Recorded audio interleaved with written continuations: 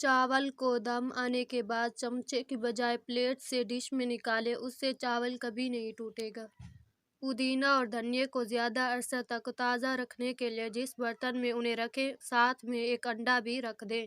अंडे की गर्मी से दोनों ज़्यादा देर तक ताज़ा रहेंगे। अगर वज़न ज़्यादा करना है तो रोज़ाना कम से कम 6 केले खाएं। ऊपर से नीम गर्म दूध पिएं। मिल्क शेक नहीं बनाना। काली मिर्च पट्ठों की कमज़ोरी दूर करती है। 5 हफ्तों तक दोपहर और रात के खाने से 1 घंटा पहले 21 काली मिर्चों को 2 कप पानी में उबालें।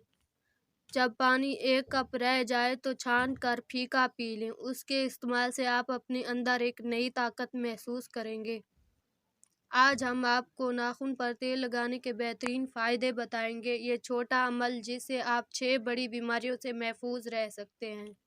जब भी हाथ और पाँव के नाखून काटे तो तेल लगा लें। उससे आपको बहुत सारे फ़ायदे हासिल होंगे। याददाश्त बेहतर होगी, कमज़ोर नज़र बेहतर होगी, कमज़ोरी से निजात मिलेगी, बुढ़ापा जल्दी नहीं आएगा, घुटने और जोड़ मजबूत होंगे, दिल और दिमाग मजबूत होगा।